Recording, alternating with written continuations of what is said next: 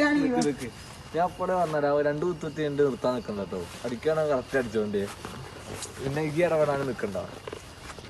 ചാണകം വേക്ക് കൊണ്ട് ചാണകം. വയനാട് കൽപ്പറ്റയിൽ 16-കാരനെ മർദ്ദിച്ച കേസിൽ ഒരാൾ കൂടി അറസ്റ്റിൽ. കൽപ്പറ്റ സ്വദേശി നാഫിലാണ് അറസ്റ്റിലായത്. കേസിൽ പ്രായപൂർത്തിയാകാത്ത ഒരാളെ നേരത്തെ പിടികൂടിയിരുന്നു.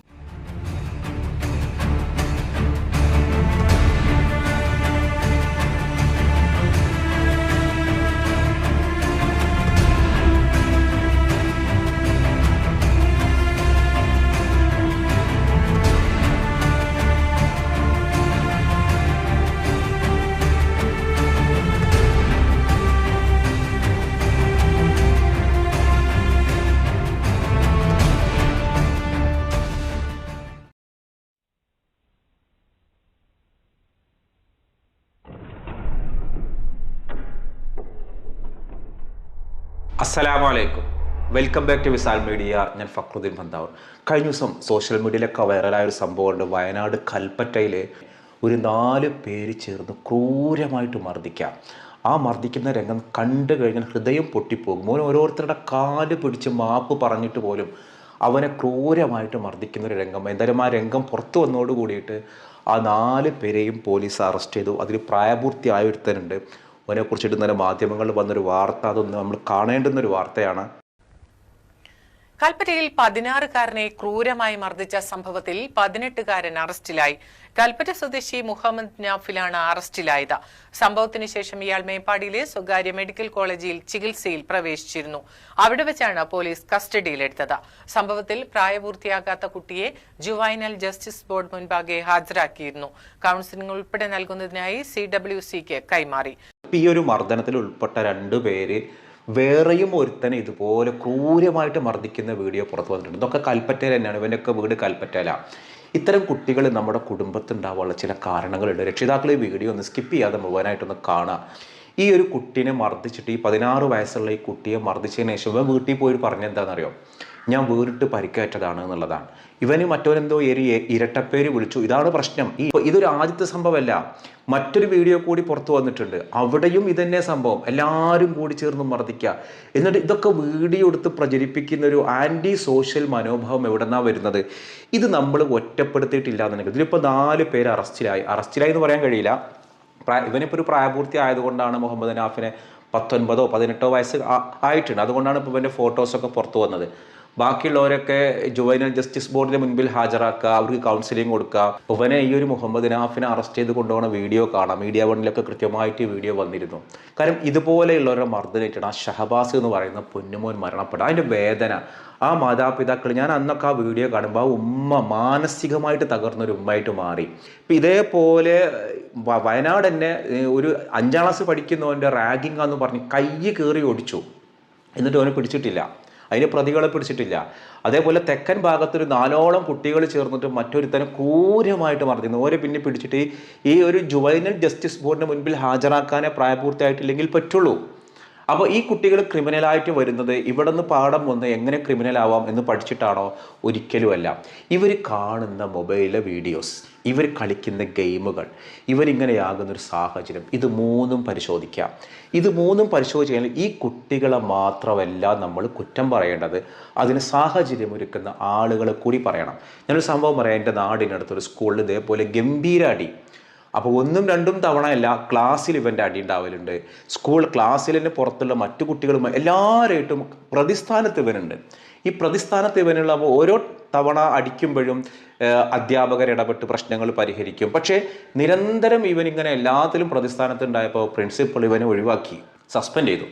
ഒരു 15 ദിവസത്തേക്ക് സ്കൂൾ വരാൻ പാടില്ല, സ്കൂൾ ഓണാഘോഷത്തിൽ പങ്കെടുക്കരുത്, ക്രിസ്മസ് ആഘോഷങ്ങളിൽ പങ്കെടുക്കരുത്, ടൂറിൽ പോലും ചേർക്കൂല എന്നുള്ളതാണ്. അപ്പം ഇവൻ അടി കൂടുന്നത് മുതിർന്ന ക്ലാസ്സിലെ കുട്ടികളോട് പോലുമാണ്. അങ്ങനെ ഇവൻ്റെ പേരൻസിനെ വിളിച്ചു തന്നെ പറഞ്ഞപ്പോൾ ഇവൻ്റെ പേരൻ്റ് അല്ല വന്നത്, ഇവൻ്റെ എളാപ്പയാണ് എന്ത് ചെയ്തത്, സ്കൂളിൽ ഇവൻ്റെ കാര്യങ്ങൾ സംസാരിക്കാൻ വേണ്ടി. അപ്പോൾ വാപ്പ ഇല്ലാഞ്ഞിട്ട് ഉമ്മ ഇല്ലാഞ്ഞിട്ടില്ല. വീട്ടിലെത്തിയപ്പോഴാണ് ഇവൻ്റെ ഉപ്പയും ഉമ്മയും എന്നൊക്കെ പറഞ്ഞാൽ ഗംഭീരമായുള്ള പ്രശ്നങ്ങളാണ്. ഉപ്പ എന്ന് പറഞ്ഞാൽ ഒരുപാട് സാമ്പത്തിക കുറ്റകൃത്യങ്ങളിൽ പ്രതിയാണ്. ഒരു കാപ്പ ചുമത്തുന്ന ഒരു അവസ്ഥയിലേക്ക് വരെത്തിയ ഒരാളാണ് ഈ വാപ്പ. എല്ലായിടത്തും അടിയും ഇടിയും ഉണ്ടാക്കുന്നത്. ഇത് കണ്ടിട്ടല്ലേ ഈ മകൻ വളരുന്നത്. ഉമ്മയും ഇങ്ങനെ തന്നെ. ഈ വാപ്പാൻ്റെ കൂടെ നിൽക്കുന്ന ഈ ഉമ്മയാവുന്നത് കൊണ്ട് വീട്ടിലൊരു സമാധാന അന്തരീക്ഷമില്ല. വീട്ടിൽ കണ്ട് വളരുന്ന രീതികളല്ലേ മക്കൾ ഉണ്ടാവുള്ളൂ. ഈ ക്രിമിനൽ മൈൻഡ് എവിടെ നിന്നാണ് വരുന്നത്? നമ്മൾ വളരുന്ന സാഹചര്യങ്ങളിൽ നിന്നാണ്. അപ്പോൾ ഈ ഒരു കുട്ടികളെ കൃത്യമായിട്ട് കൗൺസിലിംഗ് കൊടുക്കുന്നത് മാത്രമല്ല വേണ്ടത്, രക്ഷിതാക്കൾക്കും കൂടി വേണം കൗൺസിലിംഗ്. നമ്മുടെ കയ്യകലത്തല്ല മക്കളുള്ളത്. ഇന്നത്തെ മക്കൾ വളരുന്നത് രക്ഷിതാക്കൾ വളർത്തിയിട്ടല്ല എന്നുള്ളത് തിരിച്ചറിയാം. മൊബൈലാണ് മക്കളെ വളർത്തുന്നത്. ഈ മൊബൈൽ നമുക്ക് നിരോധിക്കാനോ അല്ലെങ്കിൽ മൊബൈൽ ഇല്ലാതാക്കാനൊന്നും കഴിയില്ല. മറിച്ച് നമുക്കതിനൊരു നിയന്ത്രണം ഏർപ്പെടുത്താനേ കഴിയുള്ളൂ. കുട്ടികൾ എന്താ കാണുന്നത്?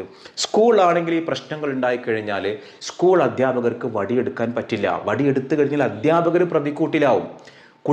ഇന്നലെ എനിക്ക് നിലമ്പൂർന്നൊരു ഉമ്മ വിളിച്ചിട്ട് സങ്കടത്തോടെ പറയാണ്, മകൻ 19 വയസ്സെങ്ങാനേ ഉള്ളൂ, ലഹരിക്ക് അഡിക്റ്റായിട്ട് വീട് ആക്രമണം നടത്തിയിട്ട് മാഷെ കരഞ്ഞുകൊണ്ട് വിളിക്കുകയാണ്.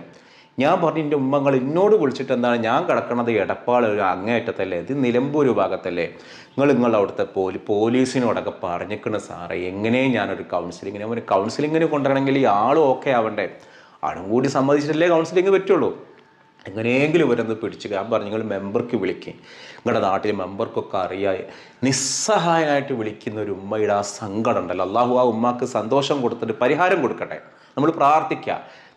നമ്മൾ നിസ്സഹായരാണ്. അപ്പോൾ മക്കൾ ഈ ഒരു അവസ്ഥയിലേക്ക് എത്തുന്ന ഒരു പീരീഡ് ഉണ്ടല്ലോ, ആ പീരീഡാണ് നമ്മൾ ശ്രദ്ധിക്കേണ്ടത്. ഇത് തലകുത്തി മറിഞ്ഞതിന് ശേഷം എൻ്റെ കുട്ടിനെ രക്ഷിക്കണേ എന്ന് പറഞ്ഞ് കരഞ്ഞു വരുമ്പോൾ അതിന് പരിഹാരം ഉണ്ടാവില്ല, അല്ലെങ്കിൽ പരിഹാരം ഭയങ്കര ബുദ്ധിമുട്ടായിട്ട് മാറും. കൃത്യമായിട്ട് നമ്മൾ അനലൈസ് ചെയ്ത് കഴിഞ്ഞാൽ ആ രക്ഷിതാക്കൾക്കും നമ്മൾ എന്ത് ചെയ്ത് കൊടുക്കണം, കൃത്യമായുള്ള കൗൺസിലിംഗ് കൊടുക്കണം. ഇതെന്താണെന്ന് വെച്ചാൽ, ഇത് കുറേ കുട്ടികളുണ്ട്, ജീവിക്കാൻ വേറെ മാർഗമൊന്നുമില്ല. ഇത് പല രീതിയിലുള്ള പ്രശ്നങ്ങളാണ്. ഒരു പ്രശ്നത്തിൽ ചാടി പേടി തീർന്നു കഴിഞ്ഞാൽ പിന്നെ അവർ പുതിയ പ്രശ്നങ്ങൾ ഉണ്ടാക്കും.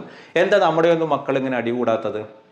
നമ്മുടെയൊന്നും മക്കൾ ഇങ്ങനെ അടികൂടിയിട്ട് കേസിൽ വരാത്തത് നമ്മുടെ മക്കളെ നന്നായിട്ട് വളർത്തുന്നത് കൊണ്ടാണ്. നമ്മുടെ കുട്ടികൾ എവിടെയെങ്കിലും അടി കണ്ടു കഴിഞ്ഞാൽ മാറി നിൽക്കുന്നവരാണെങ്കിൽ ഓക്കെ, മാഷാ അല്ലാ, സന്തോഷം. ഇത് എല്ലാ പ്രശ്നത്തിലും പോയി ചാടി ഇവർക്കൊരു ന്യായമുണ്ട്. ഇന്നങ്ങനെ പറഞ്ഞിട്ടല്ലേ, ഇന്നങ്ങനെ അടിച്ചിട്ടല്ലേ, പിന്നെ ഓനെ ഞാൻ വരണ്ടേ. ഇതൊരു ഗ്യാങ്ങാണ്. ഈ ഗ്യാങ്ങിലുള്ള പിള്ളേർക്ക് എന്തും ചെയ്യാം. നാളെ ഇത് വിട്ട് കളഞ്ഞാൽ, നമ്മൾ ഇതിനുള്ള ഗൗരവം കൊടുത്തിട്ടില്ലെങ്കിൽ, കൃത്യമായുള്ള പണിഷ്മെൻറ്റ് കൊടുത്തില്ലെങ്കിൽ ഇതിലപ്പുറം ഉണ്ടാകും. മാതാപിതാക്കളെ ഇവർ തല്ലി കൈയൊടിക്കുന്നത് ആൺകുട്ടികൾ മാത്രമാണ് നിങ്ങൾ കരുതണ്ട. ഈ അടുത്ത് എറണാകുളം ഭാഗത്തൊരു സ്ത്രീ, ഇതുപോലെ ഒരു പെൺകുട്ടി, 10-30 വയസ്സായ യുവതി സ്വന്തം അമ്മയുടെ നട്ടെല്ലും വാരിയെല്ലും തല്ലി ഒടിച്ചിട്ട് മുങ്ങിയത് വയനാട് നിന്നാണ്, പനമരത്തു നിന്നാണ് അവരെ പിടികൂടിയത്. എറണാകുളം പനങ്ങാടുള്ള സ്ത്രീ. അപ്പോൾ രക്ഷിതാക്കൾ ശ്രദ്ധിക്കേണ്ടുന്ന ഒരു കാര്യം, നമ്മുടെ മക്കളെ വളർത്തുന്ന രീതി അത് നന്നായില്ലേ, തകർന്നു, ആ മക്കൾ കയ്യിൽ നിന്ന് പോകും. എന്തുകൊണ്ട് അവർ ആ സാഹചര്യത്തിലേക്ക് എത്തി? അവിടെയാണ് നമ്മൾ കൃത്യമായിട്ട് പരിശോധിക്കേണ്ടത്. നിർഭാഗ്യവശാൽ നമ്മൾ അത്തരം പരിശോധനകൾ നടത്തലില്ല. നമുക്ക് ഏറ്റവും എളുപ്പം എന്താണെന്നറിയോ, കുട്ടികളെ അങ്ങോട്ട് കുറ്റപ്പെടുത്തുക. കുട്ടികൾ വെടക്കായി നേരം വൈകി വീട്ടിലേക്ക് വരുന്ന സ്വഭാവം കട കുട്ടികൾക്കുണ്ടോ? പാതിരാത്രി കഴിഞ്ഞിട്ടാണ് വീട്ടിലേക്ക് വരുന്നത്. വാപ്പാക്കുമാർക്കും പേടിയാണ് മക്കളെ ഉപദേശിക്കാൻ. മക്കളെങ്ങനെ റിയാക്ട് ചെയ്യാന്ന് അറിയില്ല. പല വല്യന്മാർക്ക് വിളിക്കും, മക്കൾ പേരക്കുട്ടി അങ്ങനെയാണ് ഇങ്ങനെയാണ്, ഓൻ്റെ അമ്മ പറഞ്ഞാലും കേൾക്കൂല, വാപ്പ പറഞ്ഞാലും കേൾക്കൂല, ഞാൻ പറഞ്ഞാലും കേൾക്കൂല, ഓൻ്റെ കയ്യിലാണ്, ഓൻ പറഞ്ഞുകൊടുത്ത് നിൽക്കണം.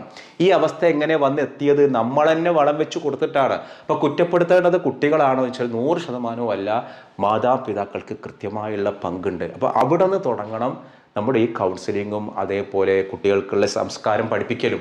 കുട്ടികളെ നമ്മൾ അകാരണമായിട്ട് കുറ്റപ്പെടുത്താതിരിക്കുക. നന്നായിട്ട് കുറ്റപ്പെടുത്തി എപ്പോഴും ചീത്ത പറയുന്ന, വഴക്ക് പറയുന്ന മക്കൾ കയ്യിൽ നിന്ന് പോകുന്നത് ഉറപ്പാണ്. കുറ്റപ്പെടുത്തൽ കുറക്കുക. 2 കമ്പയർ ചെയ്യാതിരിക്കുക. മറ്റവൻ്റെ കുട്ടി കണ്ടില്ലേ, ഈ കുട്ടി കണ്ടില്ലേ എന്ന് പറഞ്ഞ് കമ്പയറിസ് ഉണ്ടല്ലോ, ഇതൊരു വലിയ ഡേഞ്ചറാണ്. അപ്പോൾ ഇത് കുട്ടികൾക്കുള്ളിൽ വല്ലാത്തൊരു ഒറ്റപ്പെടലുണ്ടാകും. ഈ ഒറ്റപ്പെടലിന് അവർ മറുഭാഗം കാണുന്നതെന്നറിയാം, എല്ലോനും മെക്കെട്ട് കയറുക. നല്ല സ്നേഹം നമ്മൾ എക്സ്പ്രസ് ചെയ്യുക, പ്രകടിപ്പിച്ച് മക്കളെ വളർത്തുക. ഇത് നമ്മളെ കൊണ്ട് നോക്കാൻ കഴിയില്ലെങ്കിൽ ദൈവത്തെ മക്കൾ ഉണ്ടാക്കാൻ നിൽക്കരുത്. എന്തായാലും നാളെ നമ്മുടെ മക്കൾക്ക് ഇങ്ങനെ വരാതിരിക്കാൻ പ്രിയപ്പെട്ട രക്ഷിതാക്കളെ നല്ല സ്നേഹത്തോടെ മക്കളെ വളർത്തുക. അമിതമായുള്ള ശാസന, അമിതമായുള്ള നിയന്ത്രണം വലിയ അപകടമാണ്. കുട്ടികളോടൊപ്പം നിൽക്കുമ്പോൾ കുട്ടികളാവുക എന്ന് ഹബീബ നബി പഠിപ്പിക്കുന്നു. കുട്ടികളോടൊപ്പം ആകുമ്പോൾ നമ്മൾ എന്താവണം? കുട്ടികളായിട്ട് മാറണം. അപ്പോൾ ഇൻഷാ അല്ലാ ഞാൻ ഇന്ന് ചോദിക്കുന്നൊരു ചോദ്യം, ഞാനിവിടെ ഒരു പതാക കാണിക്കാം. ഈ പതാക ആരുടേതാണ്, ഏത് വിഭാഗത്തിൻ്റെതാണ് എന്നുള്ളതാണ് ചോദ്യം. മുമ്പ് ഞാൻ സമാനമായ മറ്റൊരു പതാക കാണിച്ചിരുന്നു, അതിൻ്റെ കൃത്യമായ ഉത്തരം എല്ലാവരും പറഞ്ഞിരുന്നു. ഇത് മറ്റൊരു പതാകയാണ്. ഈ പതാകയുടെ പ്രത്യേകത, ഈ പതാകയാണ് സമസ്തയുടെ യഥാർത്ഥ കൊടി ഉണ്ടായിരുന്നത് എന്നാണ് ഇവർ അവകാശപ്പെടുന്നത്. കാരണം ഇതിന് 3 കളറുകളുണ്ട്. ഒരു ഭാഗത്ത് ഒരു ചുവന്നൊരു കളറ്, മറുഭാഗത്തൊരു വൈറ്റ് കളറ്, മറുഭാഗത്തൊരു പച്ച കളറ്. ഈ ഒരു വൈറ്റ് കളറിൽ ഒരു പച്ച കളറിൽ ഒരു കുബ്ബ, ഹബീബായ റസൂലുള്ളാഹിൻ്റെ റൗള ഷരീഫിലുള്ള മദീന പള്ളിയിലെ പച്ച കുബ്ബ ഒരു പച്ച കളറിലാണ് ആ കുബ്ബയുള്ളത്. പിന്നെ ഈ ഒരു മാന്തളിർ കളറിന് പകരം ഒരു റെഡിനോട് ചേർന്ന അതിനോട് സാമ്യമുള്ള ഒരു കളറാണ് ഇപ്പുറത്തുള്ളത്. അത് നമ്മുടെ ഊർജ്ജസ്വലതയുടെയും വിശ്വാസത്തിൻ്റെയും പ്രതീകമാണ്. പിന്നെ അടിയിലുള്ളൊരു പച്ച. അപ്പോൾ ഈ ഒരു കൊടി ഏത് വിഭാഗത്തിൻ്റെതാണെന്നാണ് ചോദ്യം. അപ്പോൾ ഈ ഒരു വിഭാഗം അവകാശപ്പെടുന്നത് ഇതാണ് സമസ്തയുടെ യഥാർത്ഥ കൊടി, ഈ കളറാണ് സമസ്തയുടെ തുടക്കത്തിൽ ഉണ്ടായിരുന്നത് എന്നുള്ള അവകാശപ്പെടുന്നത്. അപ്പോൾ എൻ്റെ ഒരു ചോദ്യം ഇതാണ്, ഈ കൊടി ഇന്ന് ആരാണ് ഉപയോഗിക്കുന്നത്, ഏത് വിഭാഗത്തിൻ്റെ കയ്യിലാണ് ഈ കൊടി ഉള്ളത് എന്നുള്ളതാണ്. അതിൻ്റെ ഉത്തരവാണ് നിങ്ങൾ കമൻറ്റ് ചെയ്യേണ്ടത്. മറ്റൊരു ദിവസം മറ്റൊരു വീഡിയോയുമായി വീണ്ടും കാണാം. അസ്സലാമു അലൈക്കും.